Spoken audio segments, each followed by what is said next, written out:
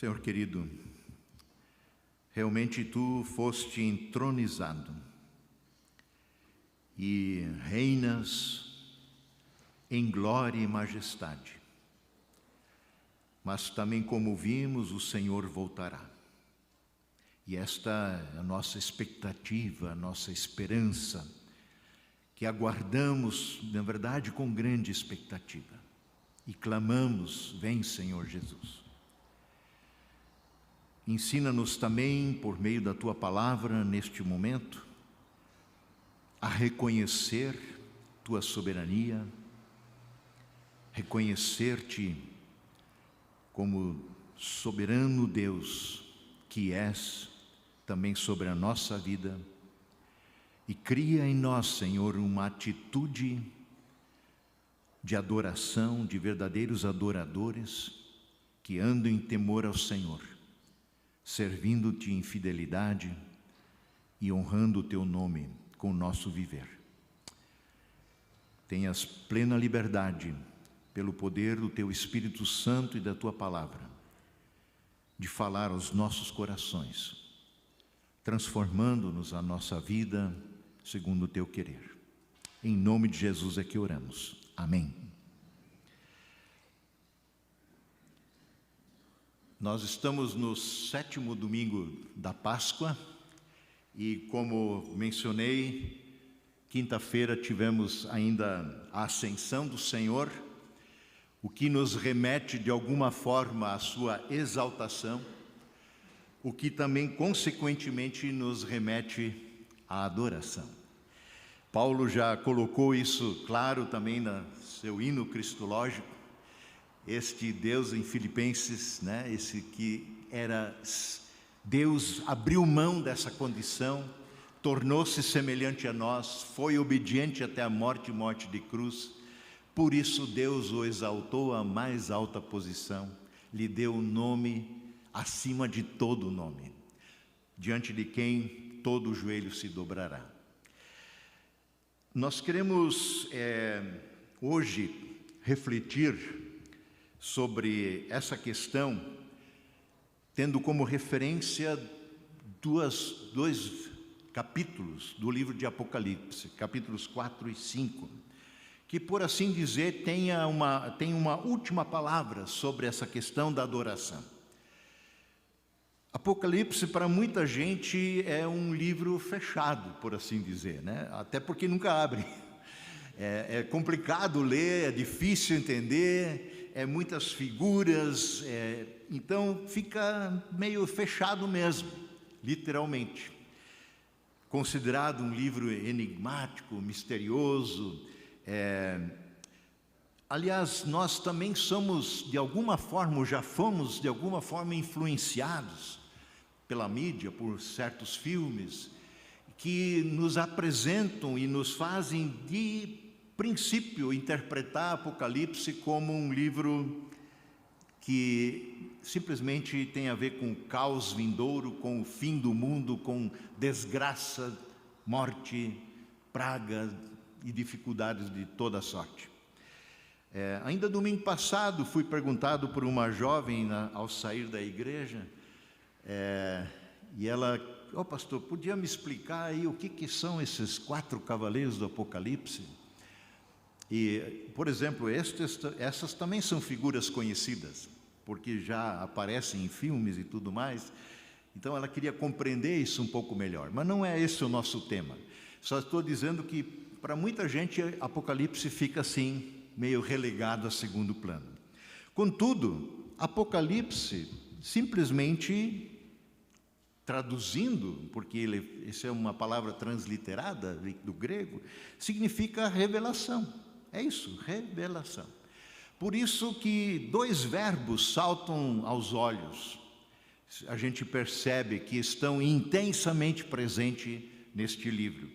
Olhei e vi, ou então ouvi. Ver e ouvir. Está cheio. João é levado a ver coisas que o Senhor revela e também coisas que o Senhor lhe diz. E é isso que ele retrata no livro de Apocalipse. Assim começa, inclusive, capítulo 1, para termos essa introdução e ver como ele mesmo apresenta esse livro. Diz assim, capítulo 1, versos 1 e 2, revelação de Jesus Cristo, que Deus lhe deu para mostrar a seus servos os acontecimentos que ocorrerão em breve. Ele enviou um anjo para apresentá-la a seu servo João, que relatou fielmente tudo o que viu. Este é seu relato da palavra de Deus, relato do testemunho de Jesus Cristo. É isso que Apocalipse traz. Então, trata-se, portanto, de um livro repleto de visões, sim, de falas, de palavra do Cristo ressurreto, que João nos retrata fielmente.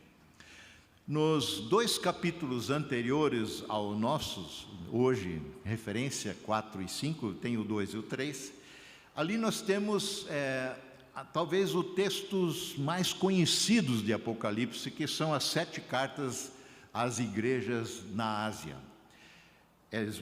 Éfeso, Esmirna, Pérgamo, Tiatira, Sardes, Filadélfia e Laodiceia. Provavelmente algum desses nomes já nos soa conhecido. Vemos ali uma palavra do Cristo ressurreto que, por assim dizer, caminha em meio à sua igreja e sabe tudo a seu respeito. E ele vai falando, diz: olha, eu conheço você, conheço as tuas obras, sei o que você pensa, sei o que você fez, sei o que você deixou de fazer. E esse é o teor do capítulo 2 e 3. Assim também inicia o capítulo 4, que é nossa referência, versos 1 e 2.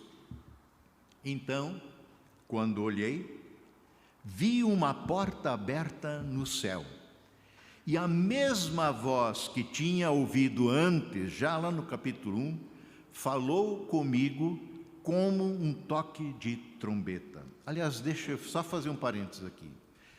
Esse como, semelhante a, parecido com, vai aparecer muitas vezes.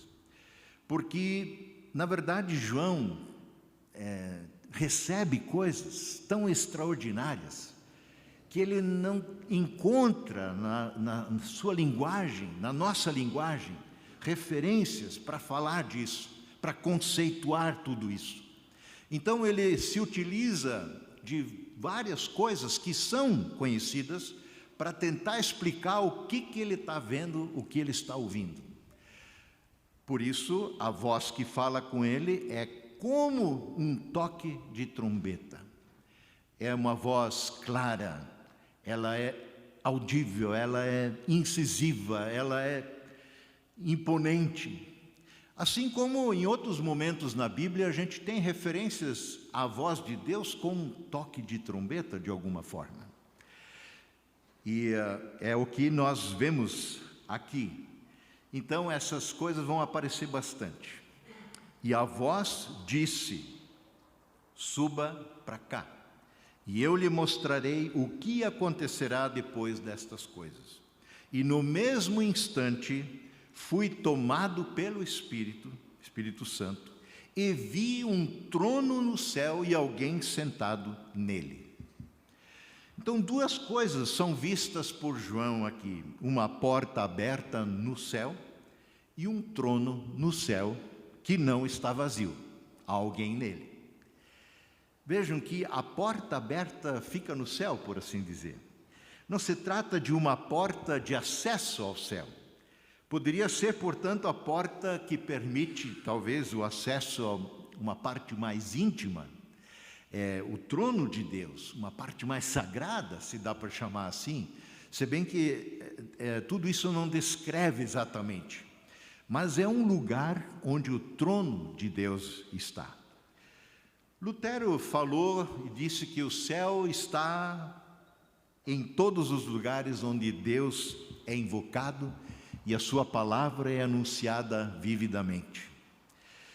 Para Lutero, lá onde Deus está, ali está o céu. E ele não deixa de ter razão.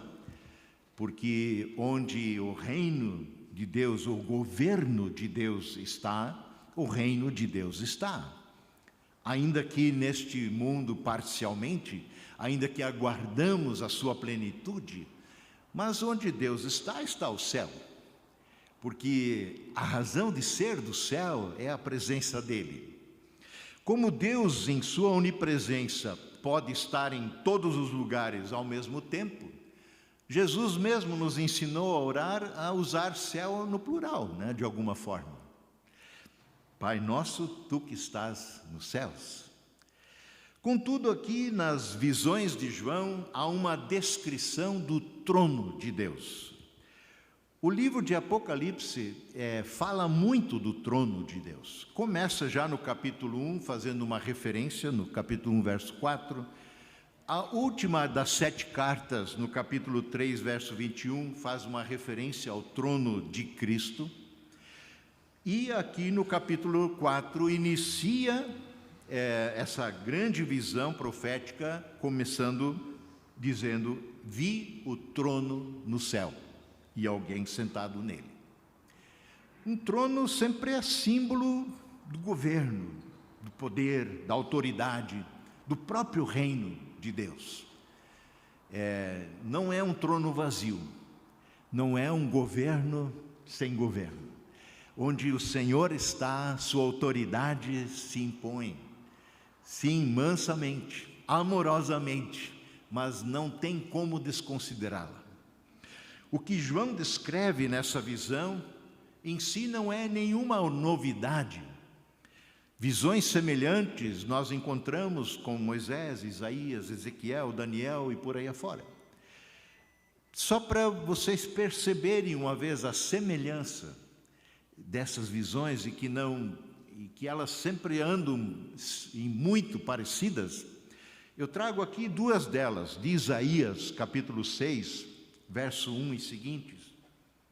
Isaías escreve assim: no ano em que o rei Uzias morreu, eu vi o Senhor assentado num trono alto e exaltado, e a aba de sua veste enchia o templo. Acima dele estavam serafins, cada um deles tinha 6 asas, com 2 cobria o rosto, com 2 cobria os pés, e com 2 voavam. E proclamavam uns aos outros: Santo, Santo, Santo é o Senhor dos exércitos, a terra inteira está cheia da sua glória. Percebam aqui a atitude de adoração da parte desses serafins, mas percebam especialmente a postura que o próprio Isaías toma, profundamente tocado por essa visão. Eu continuo ainda nos 2 últimos versos dessa leitura. E Isaías segue: suas vozes, desses serafins, sacudiam o templo até os alicerces, e todo o edifício estava cheio de fumaça. Então eu disse: caramba, estou perdido.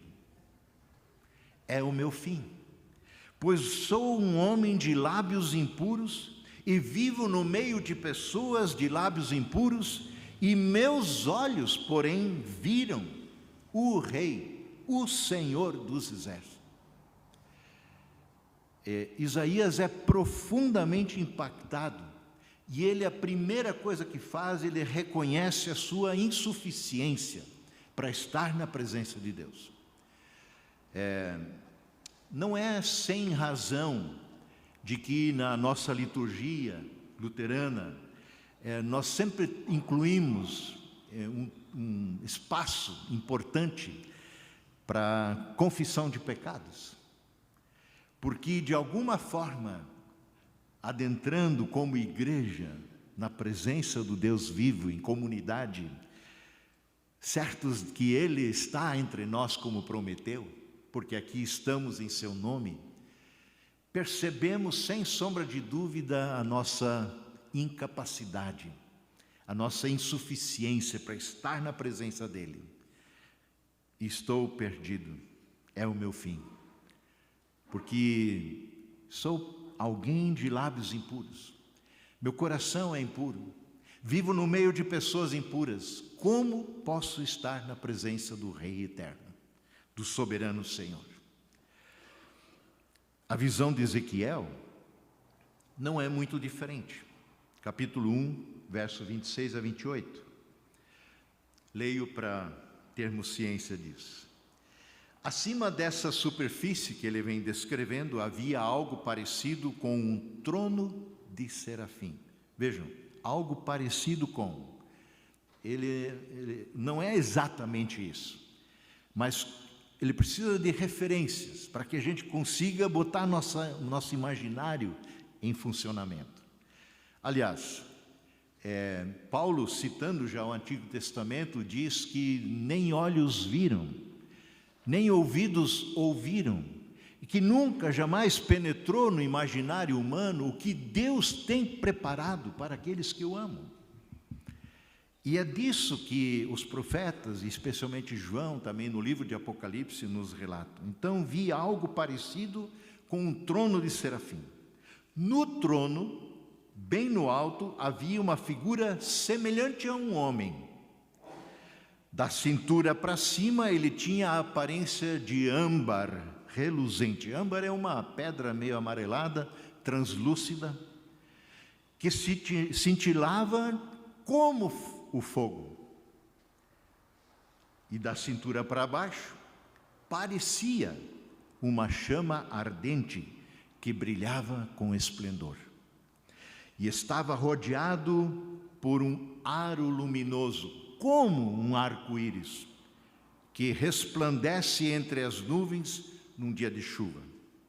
Essa era a aparência da glória do Senhor para mim, Ezequiel.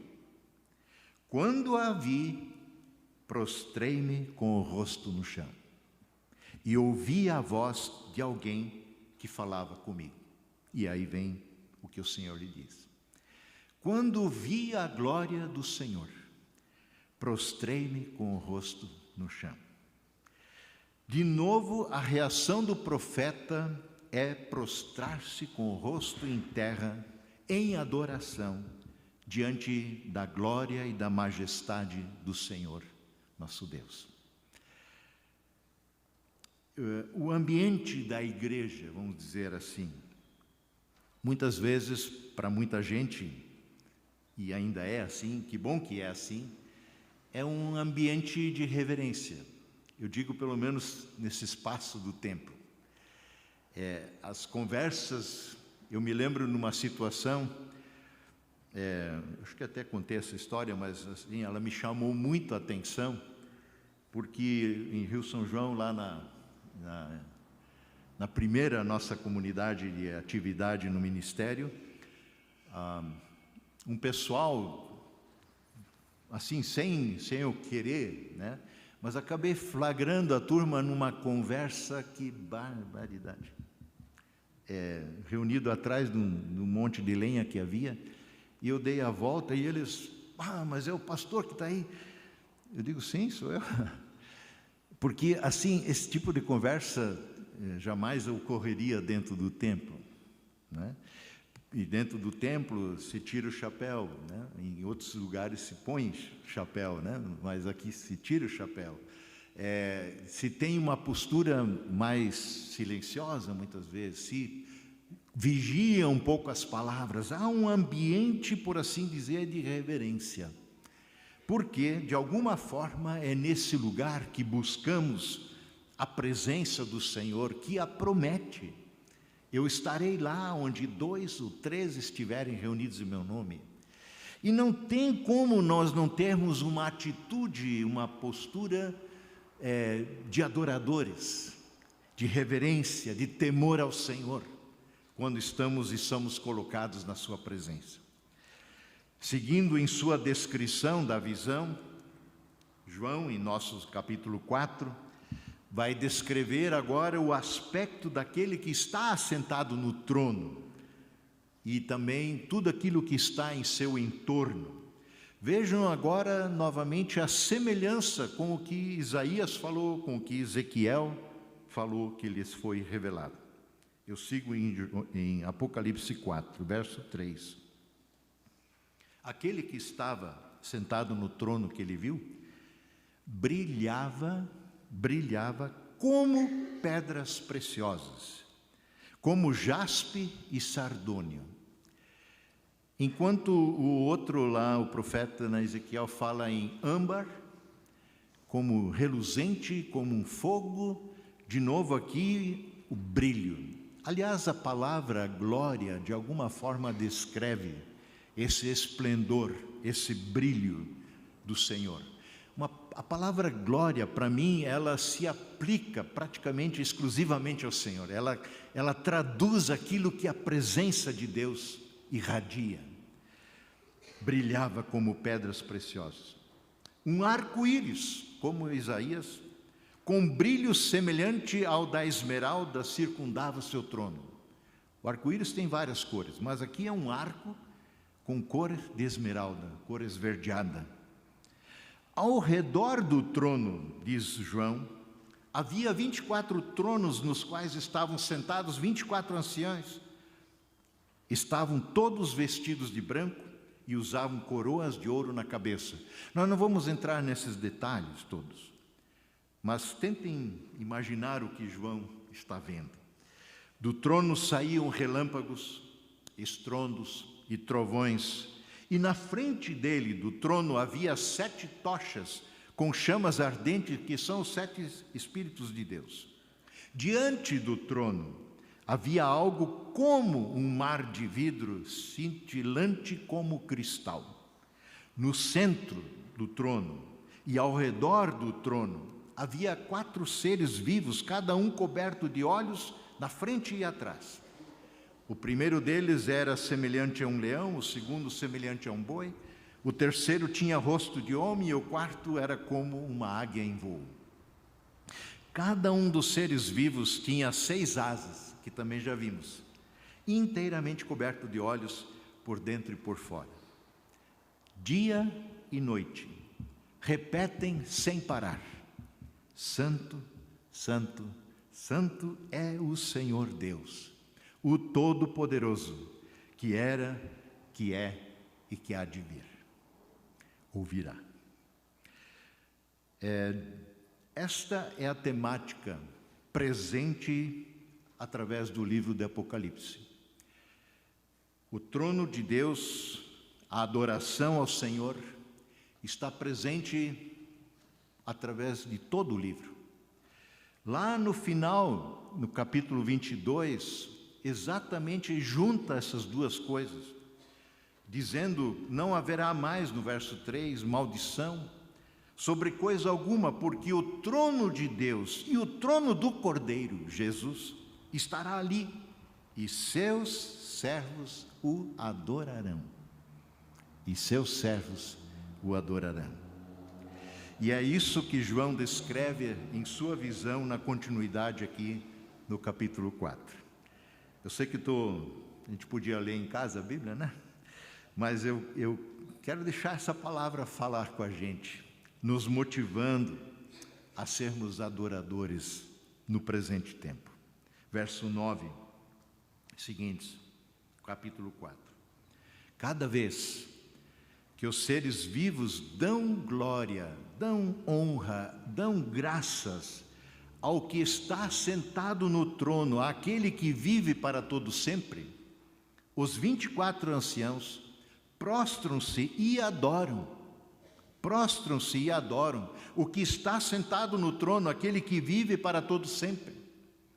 Colocam suas coroas diante do trono e dizem, mais um hino: Tu és digno, ó Senhor e nosso Deus, de receber glória, honra e poder.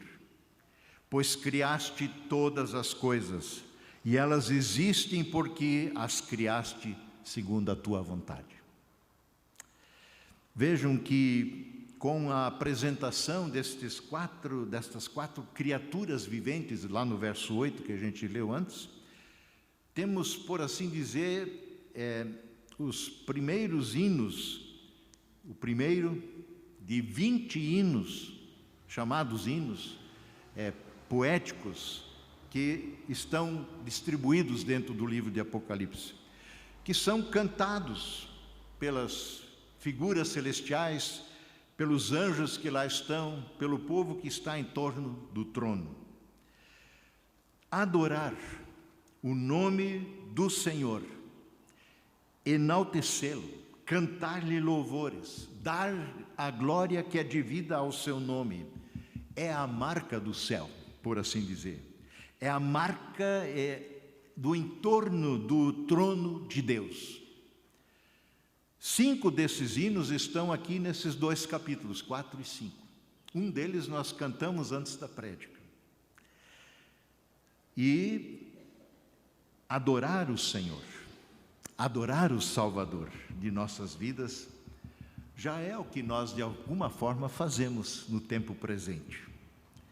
Quando os cristãos estão reunidos em culto, eles adoram o Senhor. A gente não apenas canta para fazer outra coisa, para preencher o tempo. Nós adoramos o Senhor. Então, adoramos o Senhor quando estamos reunidos em culto, quando percebemos ou quando discernimos, sentimos com convicção a sua presença. Quanto mais Deus permite que a gente perceba que Ele realmente está entre nós, tanto mais animados, por assim dizer, encaminhados ao louvor perfeito nós estamos. Ou seja, quando em culto temos a convicção da presença de Deus, de que não estamos num ambiente como outro qualquer, não pelo prédio, mas pelo que o Senhor prometeu, e Ele é fiel, certamente haverá adoração, que vem de um coração grato, que vem do coração que pulsa na cadência do Senhor. Adoração tem a ver com isso, é um ato de atenção voltada ao Deus vivo, que governa, que fala, que revela, que restaura, que salva, que ordena, que abençoa e por aí vai. Um Deus que intervém, um Deus que atua, um Deus presente. Adoração é um encontro que tem como objetivo levar a nossa vida a ser centrada em Deus. Por isso a gente sai animados, renovados, restaurados, na perspectiva de vivermos uma nova semana debaixo do senhorio dEle. Mas nós não só adoramos no espaço do culto presencial, no templo. Paulo já nos desafia e convida em Romanos 12:1, aliás. Portanto, irmãos, eu rogo-lhes, pelas misericórdias de Deus, que se ofereçam em sacrifício vivo, santo e agradável a Deus. Este é o culto racional de vocês. Eu leio na Nova Versão Transformadora, a mesma coisa. Paulo, Romanos 12:1. Portanto, irmãos, suplico-lhes que entreguem seu corpo a Deus, sua vida por completo, por causa de tudo que Ele fez por vocês, que seja um sacrifício vivo, santo, do tipo que Deus considera agradável. Essa é a verdadeira forma de adorá-lo. Adoração da semana que começa aqui em comunidade e segue semana fora, na medida que vivemos uma vida doada a Ele, entregue a Ele, debaixo do seu senhorio.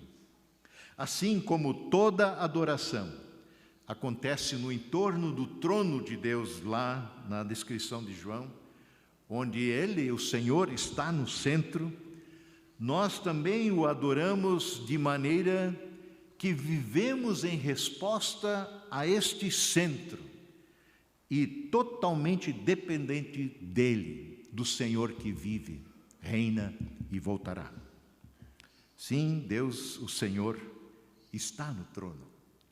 Por mais caótica que possa parecer muitas vezes a nossa vida, o nosso entorno, como se fôssemos entregues à nossa própria sorte, não, o Senhor está no trono. O Senhor reina. Tudo está sendo colocado sob os seus pés. Toda autoridade, todo poder, todo joelho se dobrará, toda língua professará, confessará que Ele é o Senhor, para a glória de Deus Pai. Tudo e todos estão debaixo do estrado de seus pés. E a Ele nós nos dobramos. Voluntariamente, alegremente. Nos é dada essa possibilidade, esse privilégio. Muitos terão que fazê-lo, porque nesse dia todo o joelho em que o Senhor se revelar plenamente se dobrará, no céu, na terra e debaixo da terra. Quero ir concluindo dando uma rápida olhada no capítulo 5 do nosso livro de Apocalipse, quando João segue relatando suas visões. João volta a falar do trono e daquele que está sentado no trono. Este que está sentado no trono tinha um livro selado com 7 selos e não se achava ninguém no céu digno de abrir o livro. João chora muito por essa razão. Então alguém chega e diz para ele: mas existe sim um que é digno, é o Cordeiro, o leão da tribo de Judá, a raiz de Davi, aquele que venceu. Ele é digno de receber o livro e de lhe abrir os 7 selos. E assim então João descreve, verso 6. Então eu vi um cordeiro. Essa é uma figura muito conhecida na Bíblia para falar de Jesus. Ainda que ele se apresente como o bom pastor e nós somos as ovelhas, Jesus é o Cordeiro de Deus que tira o pecado do mundo, diz João, apontando para ele.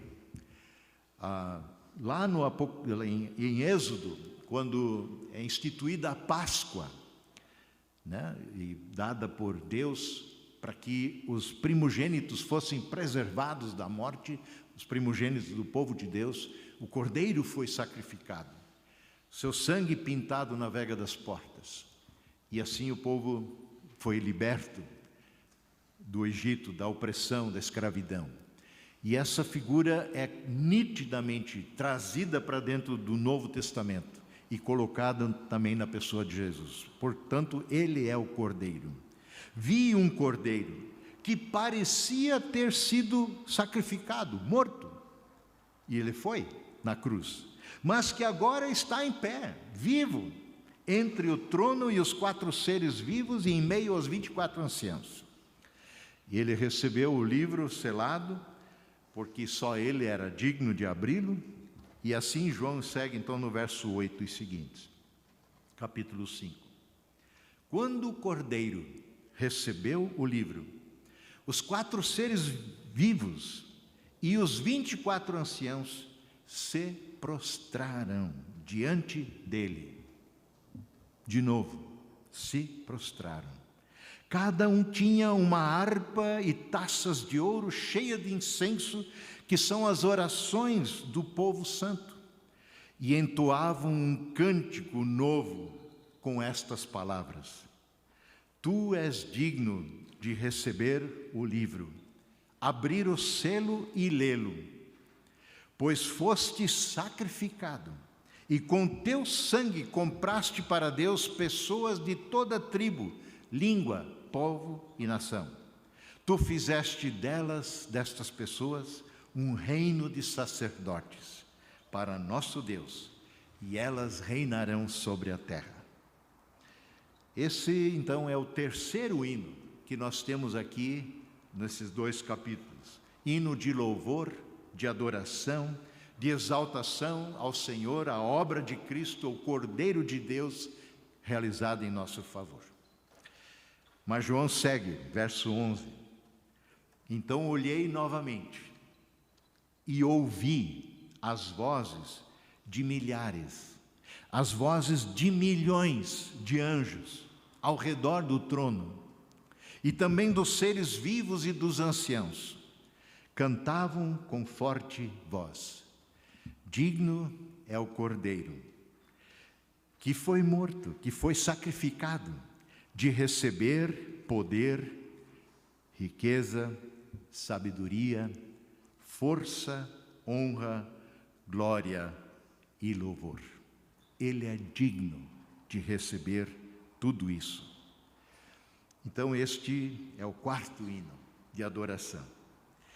E João finaliza no capítulo 5, relatando ainda verso 13 e 14. Estes são os dois últimos. Depois ouvi todas as criaturas no céu, e na terra, e debaixo da terra, e no mar, cantarem. Louvor e honra, glória e poder pertencem àquele que está sentado no trono e ao Cordeiro para todo sempre. É o que nós cantamos na tradução do Almeida, né? Ao que está sentado no trono e ao Cordeiro seja o louvor, a honra, a glória e o domínio pelos séculos dos séculos. Amém. E os 4 seres vivos disseram amém. E os 24 anciãos se prostraram e adoraram. E assim termina o capítulo 5. Eu não contei, mas a referência ao trono de Deus sempre de novo reverte em prostração, em adoração. Creio que não é difícil perceber que a tônica, o destaque, a centralidade está na adoração. Somos eternos adoradores. O Senhor restaurou a nossa vida. O Senhor nos deu a graça, o perdão, nos reconciliou consigo mesmo. Nós temos a liberdade de chamar este Deus eterno, assentado no trono, de Pai querido, Pai amado. Nós temos em Cristo não só o Senhor, mas como Ele fala aos seus discípulos: eu já não chamo vocês mais de servos, mas de amigos. Nós somos convidados para uma intimidade com este Deus vivo, que não extrapola para um abuso. Ainda assim, essa intimidade não é perdida quando andamos em temor, em adoração, em louvor. Porque não é um temor que se impõe pelo medo, mas pelo reconhecimento de quem Ele é, da sua soberania, da sua beleza e majestade. Não somente no céu vindouro, mas também no céu presente, onde o Senhor está, e também entre nós, o qual nós integramos este céu pela vida por meio de Cristo Jesus, do Cristo vivo, que nos redimiu e nos chama à verdadeira adoração. Que o Senhor tenha misericórdia de nós,